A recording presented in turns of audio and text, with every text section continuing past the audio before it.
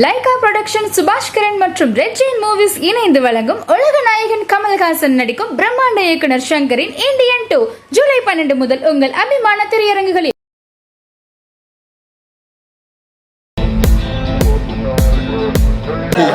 News 10 சேனலை like பண்ணுங்க, share பண்ணுங்க அண்ட் சப்ஸ்கிரைப் பண்ணுங்க. டாடா. வந்து ஆக்சுவலாக வாய்ப்பு கேட்கறதுக்கும் பயம், அவர் படத்தில் நடிக்கணும் ஒரு மாதிரி எனக்கு ஒரு கூச்சமும் இருந்தது, ஒரு பயமும் இருந்தது. ரொம்ப ஆட்டிடியூடாக இருப்பார், அரகண்ட்டாக இருப்பார் அப்படின்ற ஒரு பயம் எனக்கு இருந்தது. நான் வந்து எனக்கு நிகழ்ச்சிக்காக நான் வந்து அமெரிக்கா போயிருந்தேன். ஸோ அமெரிக்காவில் நிகழ்ச்சி ஹியூஸ்டன் வந்து அங்கே போயிட்டு பெரிய நிகழ்ச்சியில் ஃபுல்லாக பண்ணிகிட்டு இருக்கும்போது அப்போது ஒருத்தர் வந்து என்கிட்ட அவர் அறிமுகப்படுத்திட்டு என்கிட்ட பேசினார். சரி, என் பேர் கணேஷ், நான் தான் இப்போ ப்ரொடியூசர் அப்படின்னாரு. என்ன படம் சார் பண்ணி அசால்ட்டாக தான் இப்படி கேட்டேன். நான் தான் ஒரு படம் ப்ரொடியூசர் பண்ணி சார் அப்படின்னும்போது அப்படியே பேச்ச ஆரம்பிக்கும்போது அப்போது அவர் சொன்னார், அமீரை பற்றி நான் உங்கள்கிட்ட சொல்லணும் அப்படி சொல்லி ஏதோ பேச்சில் அப்படியே வந்தது. அவர் சொல்ல அப்படியே நான் உருகி போயிட்டேன். இப்படி வந்து ஒரு மனிதர் இவ்வளவு விஷயங்களில் ஆளுமையோடு இப்படி இருக்க முடியுமா அப்படின்ட்டு. அதுலேருந்து அவருக்கு மேலே ஒரு தனி அன்பு, ஒரு பெரிய ஒரு மரியாதை எல்லாமே எனக்கு வந்து அவரை பற்றி பல சிக்கல்கள் பல விஷயங்கள் கேட்கும்போது முதல்ல கண்ணிலேருந்து கண்ணீர் தான் வந்தது. முதல்ல அது ஏன்னு தெரியல, நான் அவ்வளோவா அவர்கிட்ட பழகினது கிடையாது. பட் அந்த அளவுக்கான ஒரு அன்பை வந்து நம்ம மனுஷன் பழகாமையே வந்து கிரியேட் பண்ண ஒரு மிக சிறந்த ஒரு மனிதர் அவர். திரை இயக்கத்தில் மட்டுமல்ல, தமிழில் மட்டுமல்ல, ஒரு மனித நேயத்திலும் ஒரு மிகச்சிறந்த ஒரு மனிதர். உங்கள் அனைவரின் அன்பான பாராட்டுகளோடு ஆசீர்வாதத்தோடு நம்ம இந்த மேடையிலே அன்பிற்கினிய சகோதரர் ஆமீர் அவர்களை அழைக்கிறேன்.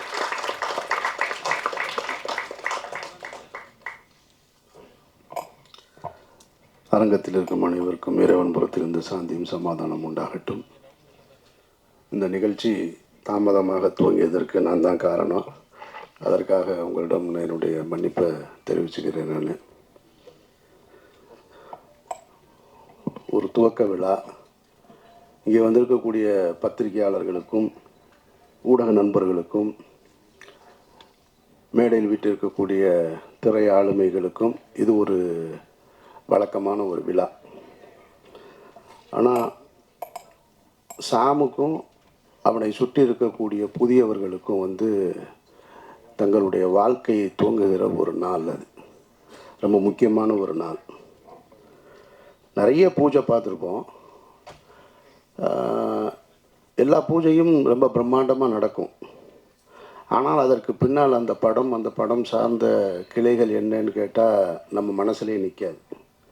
ஸோ நான் எனக்கு இங்கே உட்காந்துருக்கும் பொழுது நீங்கள் எல்லோரும் பேசிகிட்டு இருக்காங்க, காது சத்தம் கேட்டால் கூட எனக்கு வந்து சேதுவை எப்படி தொடங்கணுன்றது தான் ஞாபகத்தில் வந்துக்கிட்டே இருக்குது.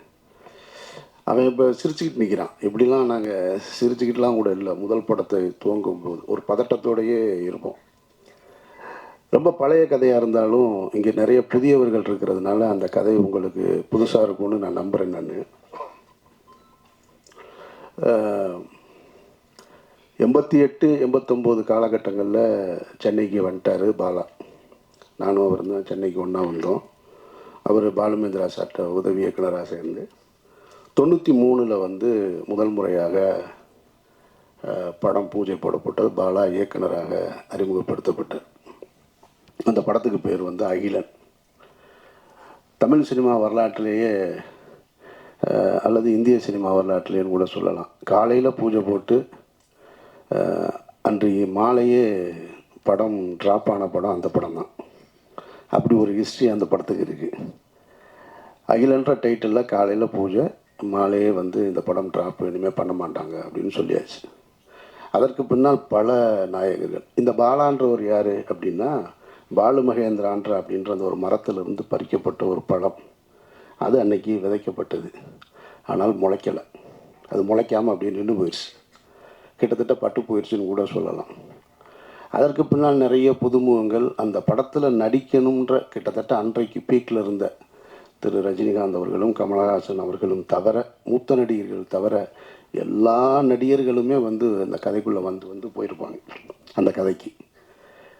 இது போக நிறைய புதுமுகங்களை பார்த்து புதிய தயாரிப்பாளர்கள் அது இதுன்னு பார்க்காத ப்ரொடியூசர்ஸே கிடையாது, பார்க்காத ஹீரோஸே கிடையாது. இன்றைக்கி இருக்கிற பெரிய பெரிய ஸ்டார்லாம் அதில் கமிட் ஆகிருக்காங்க. அந்த தகவல் வந்து தவறான தகவலாக இருக்காதுன்னு நினைக்கிறேன் நான். அல்டிமேட் ஸ்டார் கூட அந்த படத்தில் கமிட் ஆகி அப்புறம் பண்ணாமல் இருந்தவர் தான். அப்படி ஒரு ப்ராஜெக்ட் அது. நிறைய ஹீரோஸ் இன்னும் சொல்லிக்கிட்டே போகலாம், நிறைய ஹீரோ. அப்புறம் திரும்ப 97 கந்தசாமின்ற சசிகுமார் இருக்கான்ல நம்ம நடிகர், அவருடைய உறவினர் ஒருத்தர் மூலமாக அந்த படம் துவங்கப்பட்டது. கந்தசாமின்ற ஒரு தயாரிப்பாளர் தான் அந்த படத்தை துவங்கினார். அகிலன்ற படத்துக்கு சேதுன்னு பெயர் மாற்றியாச்சு. அன்னைக்கு காலையில் பூஜை, இங்கே தான் பூஜை, பிரசாத் ஸ்டுடியோவில் தான். அதனால தான் அதை நான் நினைவுபடுத்தி இப்போ நான் சொல்கிறேன். நான் காலையில் பூஜை, நாங்கள் பூஜை போட்டோம், படைப்பாளிகள் ஸ்ட்ரைக் ஆரம்பிச்சிட்டாங்க. அப்படியே நின்று போச்சு. விக்ரம்ன்ற ஒரு நாயகனை வந்து உள்ளே கொண்டு வர்றோம். அவர் 12 வருடங்களாக போராடிக்கிட்டு இருக்கார் வெற்றிக்காக. அந்த நாயகன் உள்ளே வர்றாங்க. அபிதான்ற ஒரு பொண்ணு ஹீரோயினாக இன்ட்ரடியூஸ் ஆகிறாங்க. இவ்வளவும் இருந்தும் அந்த படம் ட்ராப் ஆயிடுச்சு. படைப்பாளிகள் பிரச்சனை இல்லை. இப்போ எடுப்போமா, இன்றைக்கி எடுப்போமா, நாளைக்கு எடுப்போமான்னு தெரியாமல் அப்படியே காத்திருந்து ஒரு வருடம் 1.5 வருடங்களுக்கு பிறகு அந்த படம் துவக்கப்பட்டது. குறித்த பட்ஜெட்டில் முடிக்க முடியலை. அதனால் அது அடுத்த கட்டத்தை போய் 2000 தான் அந்த படம் முடிவுக்கு வந்தது. சரி, முடிவுக்கு வந்ததுக்கு பின்னாடி அந்த படம் விற்பனைக்கு இருந்ததான்னு கேட்டால் அந்த படம் விற்பனைக்கு இல்லை, யாரும் வாங்கலை எல்லாமே. ஆனால் இந்த படத்தை டப்பிங்லேயோ எஃப்எக்ஸ்லேயோ பார்த்தவங்க எல்லாம் இந்த 97 தொடங்கி 93 தொடங்கி 2000 வரைக்கும் பல இயக்குனர்கள், பல தயாரிப்பாளர்கள் எங்களை கிராஸ் பண்ணி போயிட்டே இருக்காங்க. ஆனால் நாங்கள் மட்டும் நம்பிக்கையோடு ஒரு அறையில் காத்துக்கிட்டே இருக்கோம். எங்கள் படம் ஒரு நாளும் ரிலீஸ் ஆகும், என்றைக்காவது ஒரு நாள் எங்கள் படம் வந்துடும்ன்ற நம்பிக்கையோடு உட்காந்துட்டு இருந்தோம். சரி, 2000 படம் முடிஞ்சதுக்கப்புறம் பார்த்தா அப்பவும் இல்லை. எங்களோடு சேர்ந்து பல ஹீரோக்களுடைய படங்கள் நாங்கள் டப்பிங் நடக்கும்போது பக்கத்தில் நடக்கும். இந்த சமீரா டப்பிங்கில் தான் நடக்கும். அங்கே பெரிய ஹீரோஸ்லாம் வருவாங்க, நாங்கள் அப்படி நின்று பார்த்துட்டே இருப்போம். அப்பவும் அது வியாபாரத்துக்குள்ளே வரலை. அதில் ஒரு நல்ல விஷயம் என்னென்னா, படம் நல்லா இருந்ததுன்றது மட்டும்தான் ஒரு இயக்குனர் தன்னுடைய கனவுகளை, ஒட்டுமொத்த கனவையும் தூக்கி ஒரு படத்தில் உழைப்பாக போட்டு படமாக்கி வச்சுருந்தார். அது அவருக்காக மட்டும் செஞ்சதில்லைன்றதான் ரொம்ப முக்கியமானது.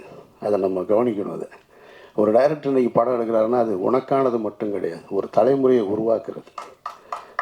இது ஒரு தனி மனிதனுடைய இது இல்லை, ஒரு தலைமுறையை உருவாக்குறது. பாலுமகேந்திரான்ற மரத்திலிருந்து அந்த பழத்தை எடுத்து 2வது முறையாக விதைக்கப்பட்டது தான் சேது. அது விதைச்சது சாதாரணமாக முளைச்சது. அங்கேருந்து தான் அமீர்னு ஒருத்தன் வந்தேன். அங்கேருந்து தான் சூர்யான்ற ஒரு நடிகர் உருவாக்கப்படுறார். அங்கேருந்து தான் விக்ரம்ன்ற ஒரு மாபெரும் நடிகர் உருவாக்கப்படுறார். சூர்யான்ற நடிகர் தான் பல கம்பெனிகளை உருவாக்குறாரு, பல இயக்குநர்களை அறிமுகப்படுத்துகிறாரு. அமீர்ன்ற ஒரு இயக்குனர் வரும் பொழுது சசின்ற ஒரு இன்னொரு இயக்குனர் வரும். சசின்ற ஒரு இயக்குனர் வரும்போது சமுத்திரக்கனி வர்றான், கஞ்சா கருப்பு வர்றான், நமோ நாராயணன் வர்றான், புதிய தயாரிப்பாளர்கள் வர்றாங்க. இப்படி போய்கிட்டே இருக்கு.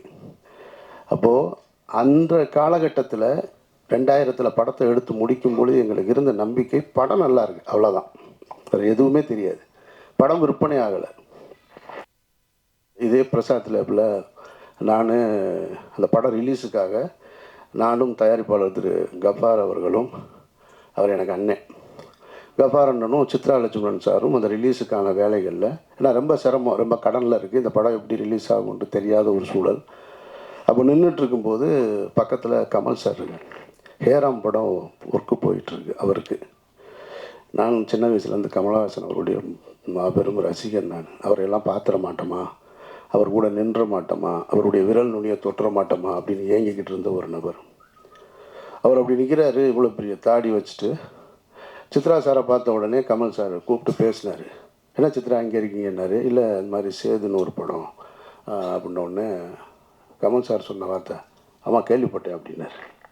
அதுதான் எங்களுடைய முதல் வெற்றி. படம் ரிலீஸ் ஆகலை. ஒரு புதிய படைப்பு யாருக்கு போய் சேர்ந்துருக்கு, ஒரு உலக நாயகன்கிட்ட போய் சேர்ந்துருக்கு. ஆமாம் கேள்விப்பட்டேன், நல்லா இருக்குன்னு சொல்கிறாங்க அப்படின்னாரு. நான் பக்கத்தில் இருந்து இப்படி பார்த்துக்கிட்டே இருக்கேன். கமல் சார் வாயவே பார்க்குறேன். அவர் என்ன சொல்கிறார், இது யார் அப்படின்னாரு. லவாஸ்டன். ஓ அப்படின்ட்டு அவர் ஹேராம் பற்றி பேச ஆரம்பிச்சிட்டார். திரும்ப எல்லாம் ஹேராம்லாம் பேசிட்டு திரும்ப ரிலீஸ் ஆயிருமா அப்படின்னாரு. இல்லை அதுக்கு தான் வந்திருக்கோம் அப்படின்னு சொன்னோம். ஓகே வாழ்த்துக்கள் அப்படின்ட்டு போயிட்டேன். ஸோ அந்த படம் அப்புறம் இதே பிரசாத் ஸ்டுடியோவில் தான், லேபில் தான், இதே லேபில் தான் விடிய விடிய நான் பாலா எல்லாம் நின்றுட்டு இருந்தோம். அன்றைய இரவு அந்த பாலாவுடைய நடவடிக்கைகள்லாம் நீங்கள் பார்த்தீங்கன்னு வச்சுக்கல, எங்களெல்லாம் கவனிக்கப்படாத ஒரு ஆள். நான், பாலா, சசி இன்றைக்கு வாசலில் வந்து இறங்கும்போது அங்கேயே கேமரா வந்துடுது. அங்கேருந்து அப்படியே ரிவர்ஸ்லேயே வர்றாங்க ரிப்போர்ட்டர்ஸ்லாம். பாவமாக இருக்குது, எங்கேயாவது தடிக்கி விழுந்துருவாங்களோன்னு. இந்த லேபுக்குள்ளே விடிய விடிய 3 பேர் சுற்றிக்கிட்டே இருக்கோம். அதில் நான் கைலியோடு சுற்றிக்கிட்டே இருக்கேன். ஒரு 6 பிரிண்ட்டு தான், வெறும் 6 பிரிண்ட்டை எடுத்துகிட்டு இங்கேருந்து ஒரு கனவுகளை சுமந்து கொண்டு மதுரை, திருச்சி இப்படி நான் கொடுத்துட்டு திண்டுக்கல்னு கொடுத்துட்டு போனேன். நான் அப்படி ரிலீஸ் ஆன படம் தான். படம் நல்லா இருந்ததுனால தான் இவ்வளவு பெரிய அந்த விதை பெரிய ஆலமரமாகி பல கிளைகளை உருவாக்கியிருக்கு. அதனால் நீங்கள் புதிய வாய்ப்பை வந்து ஒருத்தர் கொடுத்தார். இப்போ எனக்கு வாய்ப்பு கொடுத்தவர் வந்து கணேசன் இப்போ சொன்னார் இல்லையா, அவர் தான் என்னையை தேர்ந்தெடுத்தார். இங்கே மனிதர்கள் எல்லோருமே வெற்றி அடைந்தவர் எல்லோருமே சொல்லுவாங்க, நான் தன்னால் வளர்ந்தவன் அப்படின்னு சொல்லுவாங்க. உலகத்தில் ஒருத்தன் அப்படி இல்லவே இல்லை. தன்னால் ஒருத்தன் வளரவே முடியாது. ஒரு கை பிடிச்சி தூக்கலைன்னு சொன்னால் ஒருத்தன் வளரவே முடியாது. அப்படி வளர்ந்ததா யாராவது சொன்னா அப்படின்னு சொன்னால் அது ஒரு பொய். அது வேணால் சினிமாவில் ஒரு கைதட்டுறதுக்கு வசனமாக இருக்கலாமே தவிர வாழ்க்கையில் அப்படி கிடையாது. நம்ம பிறப்பே தாய் தந்தையோட உதவியால் தான் இருக்கும்போது அப்புறம் நம்ம வெற்றி அடைவது மட்டும் தன்னால் எப்படி நடக்கும்? அப்படி நடக்கவே நடக்க. உங்களை பற்றி பேசுவதற்கு இன்னொருத்தர் வேணும். நீங்கள் போய் ஒன்று கேட்டிங்கன்னா செய்கிறதுக்கு இன்னொரு கை இல்லாமல் உங்களுக்கு வாழ்க்கையே கிடையாது. அப்படி ஒரு கை தான் இப்போ அவர் மகேஷ் அவர்கள் வந்திருக்கிறாங்க. அப்படி தான் எனக்கு ஒரு கணேஷ் வந்தார். இவனுக்கு யூகேலேருந்து வந்திருக்காரு, எனக்கு யூஎஸ்லேருந்து வந்தார். இன்றைக்கி வெற்றி அடைஞ்சதுக்கப்புறம் சொந்தக்காரங்க வருவாங்க, நண்பர்கள் வருவாங்க, பெரிய பெரிய பணக்காரர்கள்லாம் வருவாங்க. ஆனால் தொடக்க காலகட்டத்தில் துவக்கத்தில் இவன் டைரக்டர் ஆவான், நான் அமீரா மட்டும்தான் இருந்தேன். என்னை இயக்குனர்ன்ற முதல் அந்த வார்த்தையை பயன்படுத்தினது என்னுடைய கணேசார் தான். அவர் இல்லைன்னு சொன்னால், அவர் முதலீடு செய்யலைன்னா நான் இல்லை இங்கே. நான் அதுக்கப்புறம் சொந்த படம் எடுத்திருக்க முடியாது. ஸோ அப்போ அந்த உதவியை மகேஷ் அவர்கள் செய்திருக்கிறார்கள். சாம் செய்ய வேண்டியது அந்த படத்தை நல்ல படமாக எடுத்துக்கணும். அவர் இன்னைக்கு விதைக்கப்பட்டுருச்சு, இனி நீ இதை முளைச்சி எடுத்துகிட்டு வர வேண்டிய முழு உழைப்பும் உன்னிடத்தில் இருக்குது. இங்கே நிகழ்ச்சி சிறப்பாக நடத்தி கொண்டிருந்த படவா கோபி, ஜீவா போன்றவர்கள்லாம் எனக்கு ரொம்ப பரிச்சயமானவர்கள், ஆனால் பழக்கம் இல்லை. ஆனால் பரிச்சயத்திலே ஒருத்தருக்கு ஒருத்தர் அன்பை பகிர்ந்து கொள்ளக்கூடிய அந்த ஒரு உறவு தான் அண்ணன்னு பார்த்தவொடனே கட்டி பிடிக்கிறது மாதிரியானது. எனக்கு அவர் இந்த நிகழ்ச்சியை ரொம்ப சிறப்பாக நடத்தினார். ஆனால் ஒரு வருத்தம் என்ன, 2 வருத்தம் இருக்குது. ஒன்று இவங்கிட்ட, இன்னொன்று அவர்கிட்ட. இங்கே அறிமுகப்படுத்தும் பொழுது ஒவ்வொருத்தராக எந்திரிச்சு நீங்கள் கை தூக்குங்க, கை தட்டுங்க. இந்த அறிமுகம் தேவையில்லை. நீங்கள் உழைங்க, நீங்கள் கடுமையான உழைப்பை போடுங்க, உங்களோட திறமையை கொண்டு வாங்க. உங்கள் பேர் சொன்னவுடனே அவங்க கை தட்டுவாங்க, அவங்க கை தட்டுவாங்க. நம்ம போய் ஒருத்தரை காமிச்சு உங்களுக்கு கைதட்டு, எனக்கு பிடிக்காத செயல் மேடையில் ஒருத்தரை அழைக்கும் போது நீங்கள் கைதட்டுங்கன்னு சொல்கிறது அது தேவையே இல்லை. நீங்கள் உழைங்க, உங்களுடைய திறமை கைதட்டல் வந்துக்கிட்டே இருக்கும். ஆட்டோகிராஃப்னு ஒரு திரைப்படத்தை எடுத்துகிட்டு சேரன்ற ஒரு இயக்குனர் லயோலா காலேஜில் ஒரு ஃபங்க்ஷன், தண்ணீர் தேசம்னு ஒரு படத்துக்கான துவக்க விழா, பப்ளிக் ஃபண்டில் வந்து அந்த படத்தை எடுக்கிறதுக்காக ஒரு ஓப்பன் கிரவுண்டில் ஒரு ஸ்டேஜ் போட்டிருந்தாங்க. அப்போ ஆட்டோகிராஃப் ரிலீஸ் ஆகிருக்கு. நாங்கள்லாம் உட்காந்துருக்கோம். சேரன்ற இயக்குனர் கார்லேருந்து இறங்கி அப்படி உள்ளே வர்றாரு. கிட்டத்தட்ட ஒரு 2000 பேர் அமர்ந்திருந்த ஒரு அரங்கம், அது ஓப்பன் ஸ்டேடியம். 2000 பேரும் அவர் காரிலிருந்து இறங்கி மேடைக்கு வருவது வரைக்கும் கைதட்டலை துவங்கியவர்கள் நிறுத்தவே இல்லை. சேரனுக்கு கிடைத்த மிகப்பெரிய அங்கீகாரம் அது ஆட்டோகிராஃப்ன்ற படத்துக்கு கிடைத்த ஒரு அங்கீகாரம். அப்போ நம்மளுடைய உழைப்பும் நம்மளுடைய திறமையும் கைதட்டலை பெற்றுத்தரும்ன்றது தான் மறுக்க முடியாத உண்மை. 2வது, எனக்கு இவனை வந்து என்கிட்ட இருந்து சசிகிட்ட சமுத்திரக்கனிகிட்ட போயிட்டான்னு சொல்கிறத விட கனி வந்து எடுத்துக்கிடுவான். அதில் வந்து பெரிய கில்லாடி அவனுக்கு தெரியும் யார் யாரை தூக்கிட்டு போகணும்னு. சசியை தூக்கிட்டு போனான், இவனை தூக்கிட்டு போனான், இந்த நடராஜன் என்னுடைய காஸ்டியூம் அவனை தூக்கிட்டு போயிட்டான். எல்லாரையும் எடுத்துகிட்டு ஓடிடுவான். ஆனால் அது கடைசி நேரத்திலாம் சொல்லுவான், முன்னாலேயும் சொன்னால் நம்ம எதுவும் சொல்லிடுவோன்றதுக்காக. அப்படி ஒரு சரியானவனை எடுத்துக்கிட்டான். எனக்கு என்ன ஒரே ஒரு வருத்தம்னா, டைட்டில் மட்டும்தான் வருத்தம். ஒருவேளை இது பெரிய ஹிட் ஆனாலும் ஆகலாம். ஆனாலும் யோலோ அப்படிங்கும்போது ஒரு முதல் படத்தை இயக்குனரை எப்படி அழைக்கணுன்றது இருக்குல்ல, இவனை எப்படி கூப்பிடுறதுன்னு தெரில. எவ்வளோ சாமுன்னு கூப்பிடணும் போல இருக்கு. அதனால் அதுக்குள்ளே இருக்கிற ஆழமான அர்த்தம் இருந்திருந்தாலும் வேறு பேர் பரிசீலனை இருந்திருக்கலாம், சொல்ல முடியாது. ஒருவேளை ஆட்டோகிராஃப் வைக்கும்போதும் இந்த மாதிரி தான் இருந்தது. ஆட்டோகிராஃப் ஏன் வச்சாங்கன்னு சொல்லி, ஆனால் அதுவே பெரிய ஹிட் ஆயிடுச்சு. மற்றபடி இந்த நாள் மற்ற எல்லோருக்கும் ஒரு சம்பிரதாயமான நாளாக இருக்கும். இந்த விழாவும் ஒரு சம்பிரதாயமான விழாவாக இருக்கும். ஆனால் இதில் உழைக்க இன்றைக்கு அந்த விதைக்கப்பட்டவர்களுக்கு ஆத்மார்த்தமாக வந்து நிற்கிற எல்லோருக்குமே வந்து என்னுடைய நன்றியை நான் தெரிவிச்சுக்கிறேன். ஏன்னா இதுலேருந்து எவ்வளோ பேர் வரப்போகிறாங்கன்னு தெரியும். பாலுமகேந்திரா சார் வந்து உங்களுக்கு தெரியும், பாலுமகேந்திராட்ட இருந்து நிறைய கனிகள் எடுத்து விதைக்கப்பட்டது. ஒரு பக்கம் வெற்றிமாறன் டீமு, ஒரு பக்கம் ராம் போன்றவர்கள். பாலாட்டிருந்து வந்தவங்க தான் நாங்கள் எல்லாருமே. ஆனால் ஒரு கட்டத்தில் நின்றுச்சு. இப்போ எனக்கு பின்னால் சசி, சமுத்திரகனி, அப்புறம் துரைவாணன் ஒரு இயக்குனர் எனக்கிட்ட இருந்து வந்தான். ஆக்சுவலாக அவன் உடல்நிலை சரியில்லாமல் ஒரு படம் இயக்குனா ஆனால் இறந்துட்டான். ஸோ ஒரு சின்ன கேப் விழுந்துருச்சு. அந்த கேப்பை திரும்ப அந்த தோட்டத்தை துவங்குவதற்கு வந்து சாம் வந்திருக்கான். இவன் எடுத்துகிட்டு போகணும். இன்னும் எனக்கு ஒரு ஆசை இருக்குது. சரி, என்கிட்டருந்து வர்ற அசிஸ்டன்ஸ் யாராவது அடுத்த கட்டத்தை நோக்கி போகணும் அப்படின்ற ஒரு ஆசை இருந்துக்கிட்டே இருக்குது. அதை செய்வான்ற நம்பிக்கையோடு இருக்கேன் நான். பாலா வந்து பருத்தி வீரன் முடிச்சுட்டு, நான் மௌனம் பேசியதை முடிச்சு, ராம் முடிச்சு, பருத்தி வீரன் முடிச்சதுக்கப்புறம் என்னை கூப்பிட்டு ஆஃபீஸில் உட்காந்து பேசும்போது ஒரு வி ஃபைண்டர் எடுத்து கையில் கொடுத்தாரு. இந்த வி ஃபைண்டரை கொடுத்து, இது என்னன்னு தெரியுமாடா அப்படின்னு. தெரில, சொல்லு அப்படின்னு. இது வந்து பாலுமகேந்திரா சாருக்கு அவருடைய குருநாதர் கொடுத்தது. அவர் பாலுமகேந்திரா சாருக்கு கொடுத்தார். பாலுமகேந்திராட்ட இருந்து பல பேர், எவ்வளவோ பேர் வந்து போயிருக்காங்க. ஆனால் அவர் எனக்கு கொடுத்தார். நான் உனக்கு கொடுக்கல. எப்போ கொடுக்கல? மௌனம் பேசியது கொடுக்கல, ராமுக்கும் கொடுக்கல. பருத்தி வீரன் முடிச்சதுக்கப்புறம் உன் கையில் கொடுத்தேன்னு என் கையில் கொடுக்குறேன். இப்போ அதை நான் வாங்கி வச்சுட்டு யாருக்கிட்டையாவது கொடுக்கணுன்னு இருந்தேன். சசி வந்துட்டான். சசி வந்து சுப்பிரமணியபுரம்ன்ற ஒரு மாபெரும் படத்தை, ஒரு காவியத்தை கொடுத்துட்டு போயிட்டான். ஆனால் சரி கொடுக்கலாம் அப்படின்னு நினைக்கும் போது நமக்கும் ஒன்று இருக்கும்ல, நம்ம 3 படம் பிடிச்சதுக்கப்புறம் தானே கொடுத்தாங்க, இவனுக்கே முதல் படத்தில் கொடுக்கணும் அப்படின்னு ஒரு எண்ணம் தான். கொடுத்துருக்கணும் உண்மையிலே அவன் கையில். ஆனால் அது ஒரு வகையில் கூட நல்லதாக போச்சு, கொடுக்காமல் இருந்தது. ஏன்னா அது யாருக்கிட்ட போகணும்னு அது முடிவெடுத்துக்கிறது அப்படின்னு நான் நினைக்கிறேன் நான். ஏன்னா அவன் அடுத்து டைரக்ட் பண்ணல, அடுத்தடுத்து முழு நேர நடிகராக மாறிட்டான். நம்ம கொடுத்துருந்தேன்னு வச்சுங்க, அங்கேயே தேங்கி இருந்திருக்கோம். அப்போ அது இன்னும் என்கிட்ட தான் இருக்குது. அதை பெறுவதற்கான சந்தர்ப்பம் சாம்கிட்ட இருக்குது. இறைவன் அருள் இருந்தால் அதை நீ பெற்றுக்கொள்ளலாம். மற்றபடி இந்த ஒட்டுமொத்த குழுவிற்கும் என்னுடைய நெஞ்சார்ந்த வாழ்த்துக்கள். ரமணா, சிவா, மற்றபடி புதிய கலைஞர்கள் எல்லோருக்கும் என்னுடைய நெஞ்சார்ந்த வாழ்த்துக்கள். இறைவன் அருளால் இந்த படம் மிகப்பெரிய படமாக வரணும் அப்படின்னு நான் வாழ்த்துறேன். நன்றி. Hi, this is Minna. Like, share, subscribe, News 10 Tamil.